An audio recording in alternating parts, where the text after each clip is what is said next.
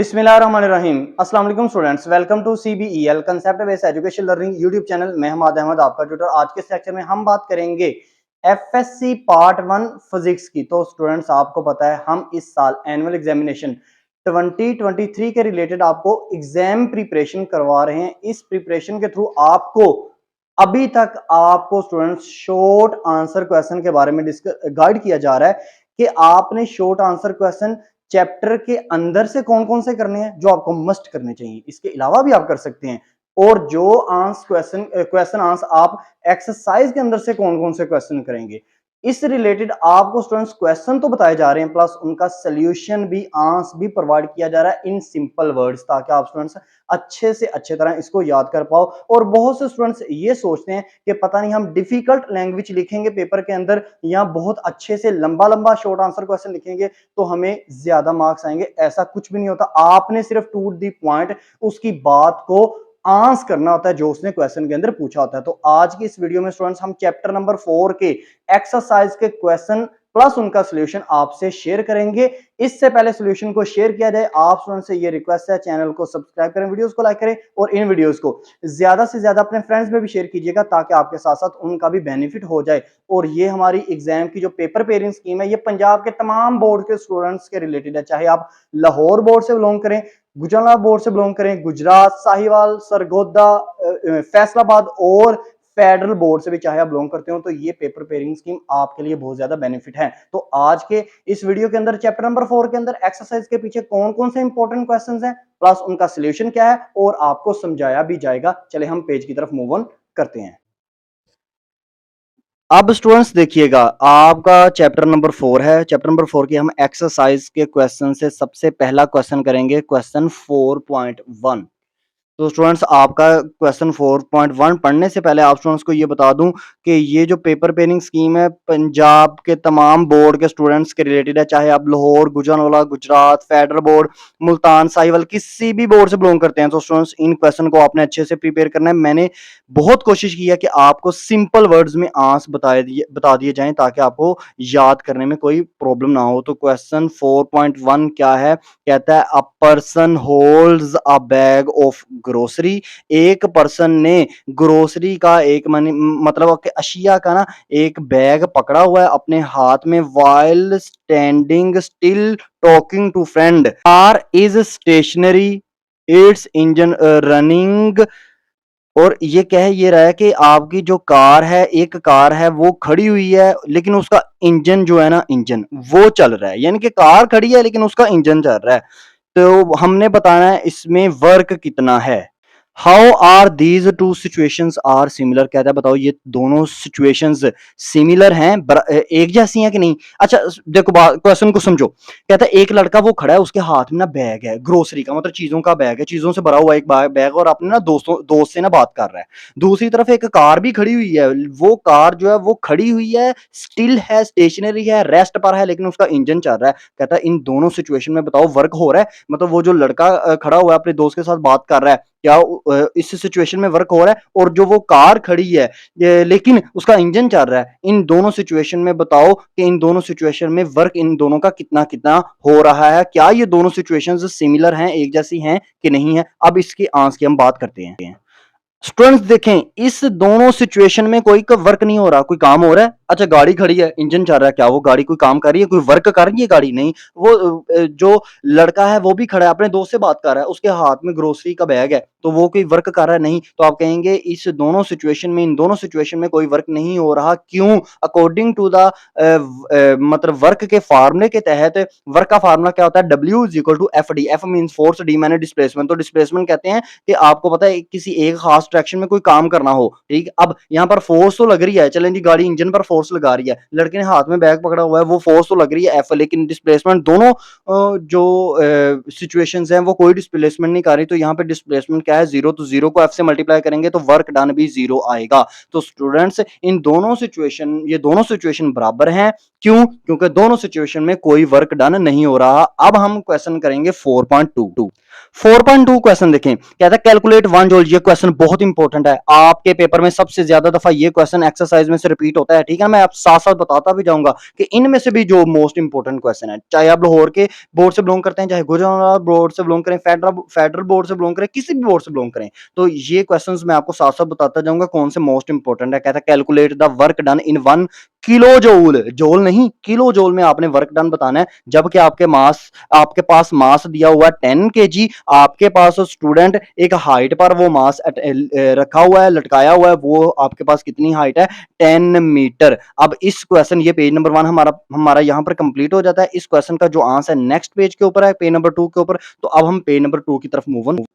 अब page number 2 है, answer देखें क्वेश्चन नंबर 4.2 का। तो आपने क्या कर, आपने कैलकुलेट क्या करना है, कैलकुलेट आपने करना है वर्क डन, तो कैलकुलेट करना है लेकिन इन किलो जूल कैलकुलेट करना है। तो डाटा देखिए, सबसे पहले आप डाटा लिखेंगे। डाटा आपके पास क्या है, mass m is equal to आपके पास है 10 kg।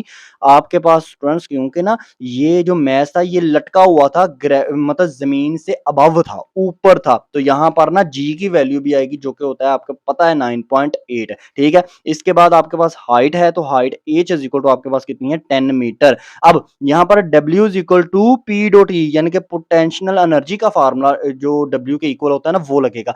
बहुत से स्टूडेंट्स ये कंफ्यूज होते हैं, सर W का फार्मूला तो होता है FD, तो सम टाइम में ये क्यों फार्मूला लगता है W is equal to P dot E, क्योंकि उस डाटे के अंदर ना आपको जब M की वैल्यू दी हो, H की वैल्यू दी हो, तो याद रखिएगा आपको वर्क डन निकालने के लिए कह दे तो तब आप ना पोटेंशियल एनर्जी का फार्मूला लगाएंगे, यानी कि W is equal to P dot E लगाएंगे। तो W is equal to P dot E is equal to mgh।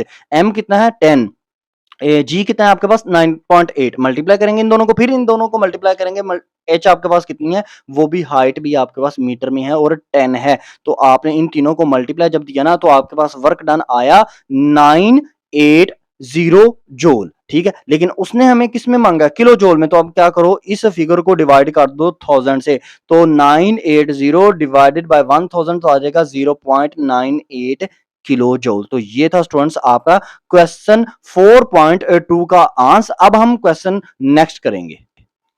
अब आप क्वेश्चन करेंगे 4.4, 4.3 आप क्वेश्चन नहीं करेंगे। ये 4.4 क्वेश्चन बहुत ज्यादा इंपॉर्टेंट है आपके पेपर में, ये बहुत ज्यादा दफा आया, चाहे आप सप्लीमेंट्री पेपर की बात कर लें, चाहे आप एनुअल के किसी भी टाइम वाले पेपर की, सुबह टाइम या सेकंड टाइम वाले पेपर की बात कर लें। तो स्टूडेंट्स देखें क्वेश्चन क्या है, क्वेश्चन 4.4 ये है, in which case more work is done.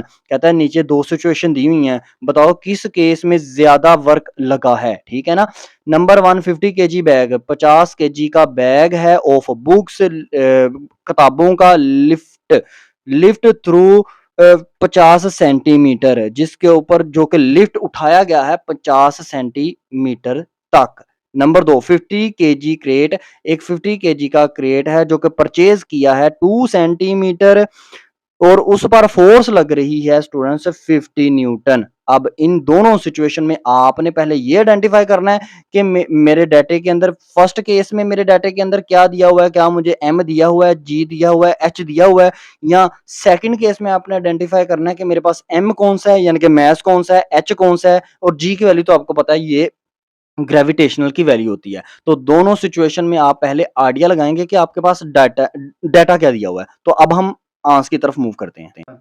आंस में देखिएगा आपने दरमियान में पहले लाइन लगानी है, यानी कि 2 दफा हमने वर्क मालूम करना है और दोनों सिचुएशन में बताना है किस सिचुएशन में ज्यादा वर्क हुआ है। तो सबसे पहले आप दरमियान में सेंटर में लाइन लगाएंगे, इस तरफ लिखेंगे W1 बराबर है P डॉट E, यानी कि हम पोटेंशियल डिफरेंस का फार्मूला लगाएंगे, याद रखिएगा। लेकिन पहले डाटा लिख लेते हैं। तो पहली सिचुएशन में हमारे पास डाटा क्या है, 50 kg का हमारे पास क्या है, एक बुक्स का बैग है, तो मैस हमारे पास हो गया, M हो गया हमारे पास 50 kg, वो लिफ्ट था, ऊपर को उठाया हुआ था, यानी कि हाइट आ गई अंदर इंक्लूड होगी, तो हाइट हमारे पास थी 50 सेंटीमीटर। तो हाइट हमेशा हमें मीटर में चाहिए, क्योंकि according to international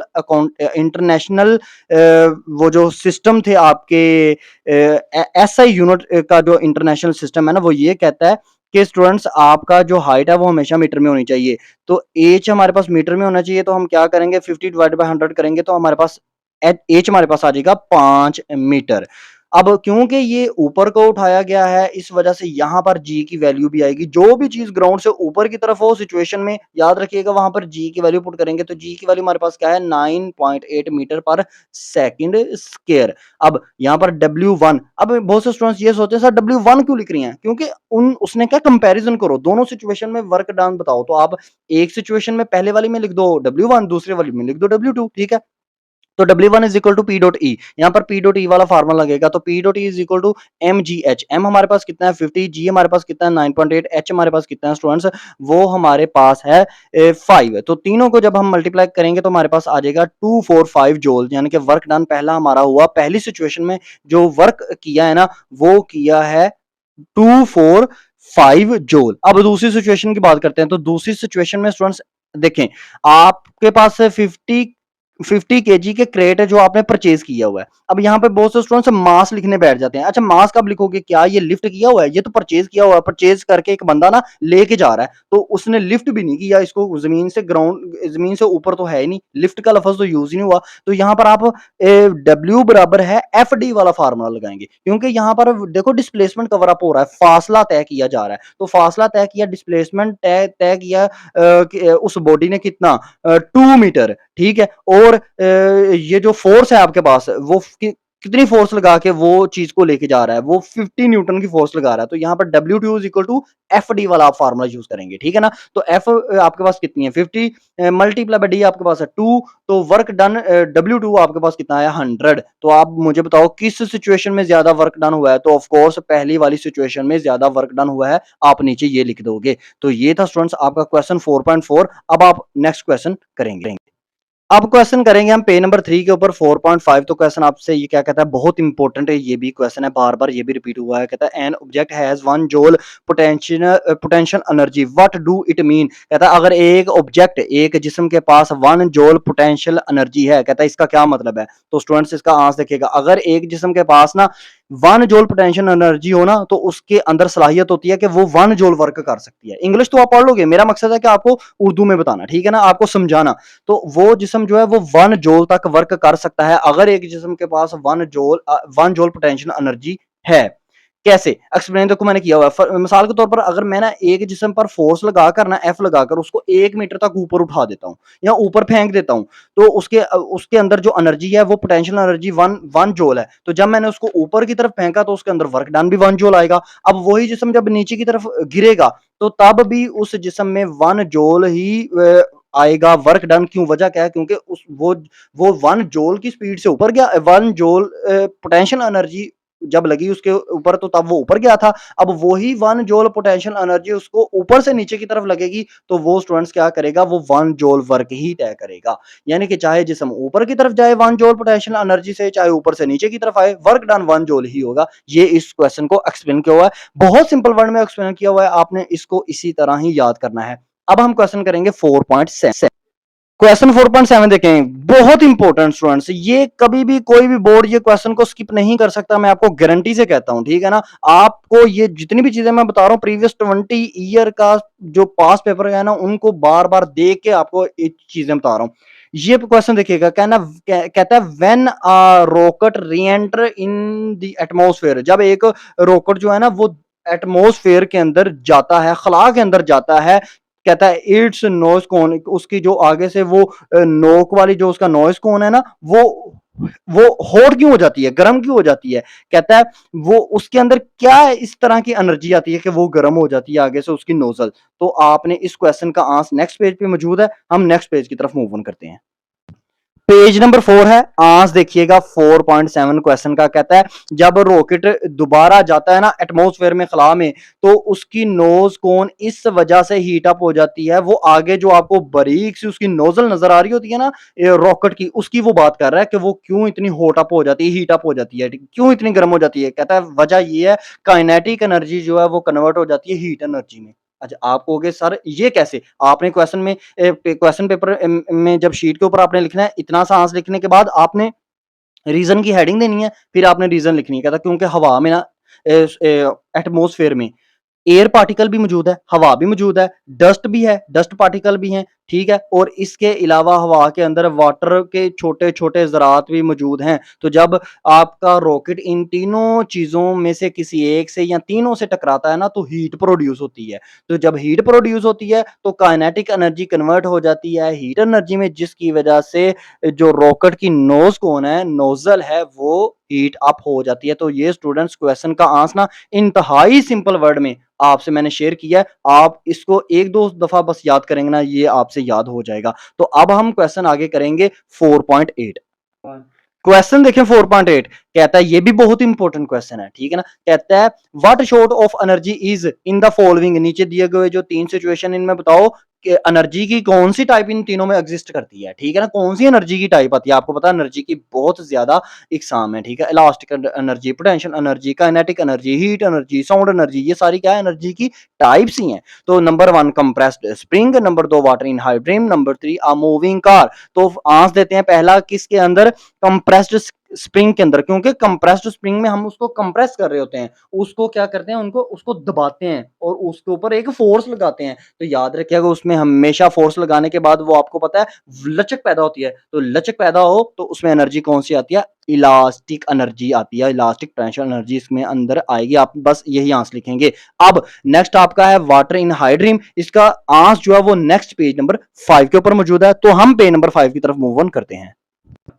page number 5 है, आज देखें वाटर इन हाइड्रीम, इसके अंदर क्या और कौन सी एनर्जी इसके अंदर आएगी। तो इसके अंदर आएगी वाटर इन हाइड्रीम के अंदर ग्रेविटेशनल पोटेंशियल एनर्जी आएगी। क्यों, क्योंकि आपको पता है डैम के अंदर जो पानी आ रहा होता है वो ऊपर से पानी आ रहा होता है, और जब टर्बाइंस घूमती हैं तो उसके अंदर ग्रेविटेशनल पोटेंशियल एनर्जी प्रोड्यूस होती है। अब अ मूविंग कार, मूविंग कार क्योंकि मूविंग है, चल रही है, इसका मतलब वो स्पीड रखती है। तो जब कोई भी चीज स्पीड रखे ना, याद रखिएगा उसके अंदर हमेशा काइनेटिक एनर्जी एग्जिस्ट करती है। तो आप water in a moving car में कौन सी एनर्जी आएगी, काइनेटिक एनर्जी। क्वेश्चन देखिएगा 4.9, बहुत इंपॉर्टेंट ये भी क्वेश्चन है, बहुत ज्यादा इंपॉर्टेंट ये क्वेश्चन है। कहता है अगर ड्रॉप अ कप, एक लड़की से ना कप छूट गया या उसने छोड़ दिया कप, कप जमीन पर गिरा। कहता है क्वेश्चन के अंदर आपको कहता है कि ये बताओ कितनी किस्म की एनर्जी प्रोड्यूस होगी। तो याद रखिएगा स्टूडेंट्स, हम जरा इसको ना आप याद तो कर लेंगे, समझाते हैं, समझिएगा जरा इसको। एक लड़की से कप छूटा, कप जैसे ही जमीन पर गिरेगा तो सबसे पहले तो क्या होगा, सबसे पहले कप टूटेगा। तो कप टूटा, पोटेंशियल एनर्जी प्रोड्यूस हुई। पोटेंशियल एनर्जी से आपको पता है उसके जो पीसीज हैं वो उसी जगह तो नहीं ना गिरेंगे, डिफरेंट जगह पर जाके गिरेंगे, यानी कि थोड़े से फासले पर गिरेंगे। तो पोटेंशियल एनर्जी कन्वर्ट हो जाएगी, साथ ही विद इन अ सेकंड वो कन्वर्ट हो जाएगी काइनेटिक एनर्जी में। जैसे काइनेटिक एनर्जी में कन्वर्ट हुई पोटेंशियल एनर्जी, तो याद रखिएगा जैसे कप गिरता है तो वो टूटता है तो आवाज नहीं आती। तो काइनेटिक एनर्जी किस में प्रोड्यूस होगी, चेंज होगी, वो चेंज हो जाएगी साउंड एनर्जी के अंदर। और जैसे ही आवाज आती है तो स्टूडेंट्स उससे अगर आप देखो ना, तो जो कप टूटा हुआ होता है ना, उसके टुकड़े पीसेस को आप उठाए ना जमीन से, तो उसके अंदर आपको हल्की हल्की सी गर्माहट फील होती है, वो गर्म हो रहे होते हैं। क्यों, क्योंकि फिर जो साउंड एनर्जी है वो चेंज हो जाती है हीट एनर्जी के अंदर। तो यही है इस क्वेश्चन का आंसर, आप इसी क्वेश्चन का आंसर ऐसे ही लिखेंगे।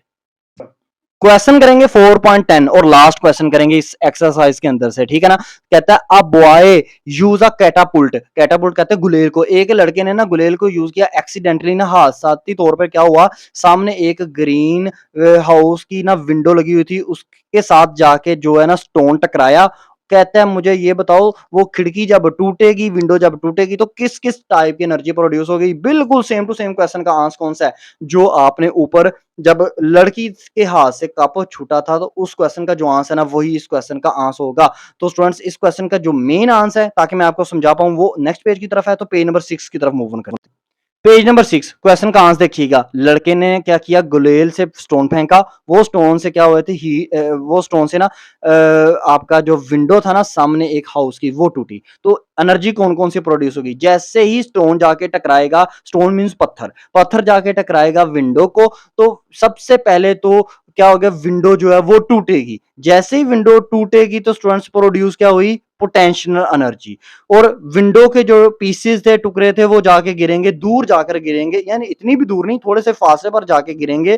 तो याद रखिएगा पोटेंशियल एनर्जी कन्वर्ट हो जाएगी किसके अंदर, काइनेटिक एनर्जी में। और जब स्टोन उसको विंडो को लगा था, तो आवाज पैदा हुई थी, हल्की सी आवाज प्रोड्यूस होगी, तो जो काइनेटिक एनर्जी है वो कन्वर्ट हो जाएगी साउंड एनर्जी में। फिर जैसे ही आप वो विंडो के जो टुकड़े हैं, पीसेस हैं, जब आप उनको हटाएँगे, उठाएँगे, तो आपको हल्के से वो गर्म फ़ील होंगे, तो इसका मतलब है साउंड एनर्जी कन्वर्ट होगी हीट एनर्जी के अंदर। तो ये बिल्कुल सेम टू सेम आंसर वही है जो आपने लास्ट प्रीवियस क्वेश्चन 4.9 का दिया था। तो ये स्टूडेंट्स आपके एक्सरसाइज के अंदर मोस्ट इंपोर्टेंट क्वेश्चन है।